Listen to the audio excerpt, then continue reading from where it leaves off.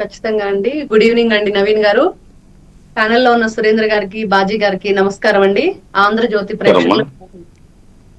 అయితే ఈ రోజున నిజంగా మీరంటున్నట్లుగా తెలంగాణలో ఏదైతే ఒకప్పుడు నారా చంద్రబాబు నాయుడు గారు మేము చిన్నపిల్లలు నా చెవులతో నేనిన్న మాటలంటే ఏంటి చంద్రబాబు నాయుడు గారు విపరీతంగా ఆ ఇంజనీరింగ్ కాలేజీలు స్థాపిస్తున్నారు. ఏం చేద్దాం అనుకుంటున్నారు ఆయనకు పరిపాలన తెలియట్లేదు అని మాటలు నేను విన్నాను. ఏంటి ఇలా మాట్లాడుకుంటున్నారు వీళ్ళు, టీడీపీ అంటే ఇష్టం, బాబు గారి పరిపాలన అంటే ఇష్టం, ఎందుకు వీళ్ళు ఇలా మాట్లాడుకుంటున్నారు అప్పుడు మాకు అర్థమయ్యేది కాదు.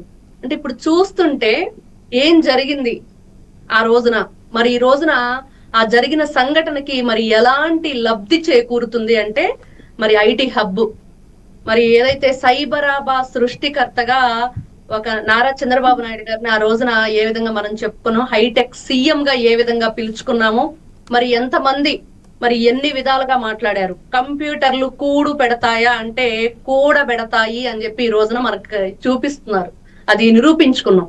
మరి అలాంటిది ఈ రోజున ఒక సైబరాబా సృష్టికర్తగా ముందు చూపుతో ఒక విజనరీ లీడర్ గా ఉన్న, ఇక్కడ పార్టీలు తీసి పక్కన పెట్టండి, రాజకీయాలు తీసి పక్కన పెట్టండి, మన పిల్లల భవిష్యత్తు గురించి, రాష్ట్ర అభివృద్ధి గురించి, మన రాష్ట్రం ఈ రోజున విడిపోయి 2 తెలుగు రాష్ట్రాలు దాదాపుగా 12 సంవత్సరాలు కావస్తున్నా కూడా ఇంకా రాజధాని నిర్మించుకోలేకపోయాం.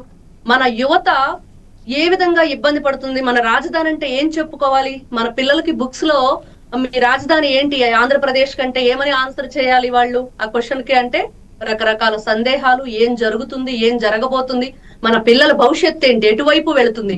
మరి ఈ రోజున ఆ భవిష్యత్తుకి దిక్సూచిగా మారారు నారా చంద్రబాబు నాయుడు గారు.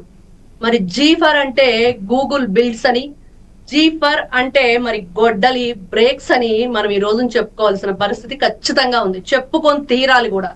ఎందుకంటే అభివృద్ధి చేసేది ఎవరు, పిల్లలకి ఆసరాగా నిలబడేది ఎవరు, మరి అంత చేయూతనిచ్చే నాయకుడిని మనం ఈ రోజున మన రాష్ట్రానికి మన ముఖ్యమంత్రిగా చూసుకోవటం చాలా గొప్ప విషయం, చాలా గొప్ప విషయం. ఒక గూగుల్ నిజంగా నారా చంద్రబాబు నాయుడు గారి మాటలు వింటంటే 2028 నాటికి మనం చూస్తున్నాం, రేపు ఇంకా కొన్ని నెలల్లో మరి ఏదైతే ఆ గోదావరి జలాలు మరి తీసుకొస్తాము విశాఖకి అని చెప్పే మాటలు కానివ్వండి, మరి ఇవన్నీ కూడా పిల్లలకి కొన్ని లక్షల ఉద్యోగ కల్పన, అందరూ కూడా వలస వెళుతూ ఉంటారు, మరి అవి ఆగిపోయి అందరూ కూడా ఇక్కడికి వలసకు వచ్చే పరిస్థితి మనం తీసుకొస్తాము అని చెప్తుంటే నిజంగా ఎంత అద్భుతంగా ఉంది.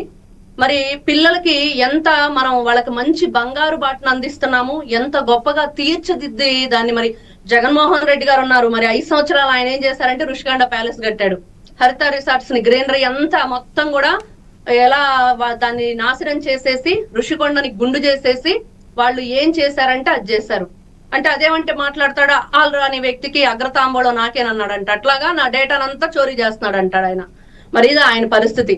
మరి ఈ రోజు నిజంగా అండి కూటమి ప్రభుత్వం చేసే పనులు ఏదైతే డబుల్ ఇంజన్ సర్కారుతో మరి మనం చూస్తున్నాం, అక్కడ సెంట్రల్ గవర్నమెంట్ నుంచి బీజేపీ ఏ విధంగా సహాయ సహకారాలు అందుతున్నాయి, ఇక్కడ పిల్లల భవిష్యత్తుకి ఏ విధంగా పునాది వేస్తున్నారు అని అంటే నిజంగా గూగుల్ ఏది అవసరమైనా మనం గూగుల్లో చూస్తాం. అలాంటి గూగులే మన విశాఖ వైపు చూస్తుంది. మరి విశాఖకి చాలా పేర్లు ఉన్నాయి, వాల్తేరు అంటారు, వైజాగ్ అంటారు, విశాఖపట్నం అంటారు. నిజంగానే ఈ రోజున ఐటీ పట్నం కాబోతుందా అంటే ఖచ్చితంగా ఫ్యూచర్ లో అదే పిలుచుకుంటామేమో, అంత గొప్ప చరిత్ర మరి ఈ రోజున కూటమి ప్రభుత్వం మరి స్వర్ణాక్షరాలతో మనం లిఖించే విధంగా ఉండబోతుందా అంటే ఖచ్చితంగా ఉండి తీరుతుంది.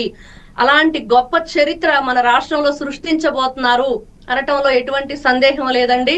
ఖచ్చితంగా మంచి మంచి కంపెనీలు ఈ రోజున గూగుల్ డేటా సెంటర్ వస్తుందంటే ఇంకెలాంటి కంపెనీలు రాబోతున్నాయి అనే దానికి ఇదొక శుభ సూచికంగా, నిజంగా సువర్ణాక్షరాలతో ఏప్రిల్ 28వ తారీఖుని లిఖించే విధంగా ఏదైతే ఐటీ మినిస్టర్ నారా లోకేష్ గారు మాట్లాడిన మాటలు కానివ్వండి, మరి అశ్విని వైష్ణవ్ గారు మాట్లాడిన మాటలు కానివ్వండి, నారా చంద్రబాబు నాయుడు గారు మాట్లాడిన మాటలు కానివ్వండి, పిల్లల భవిష్యత్తుకి భరోసా ఇస్తున్నారు అనేది మాత్రం క్లియర్ గా అర్థమవుతుందండి.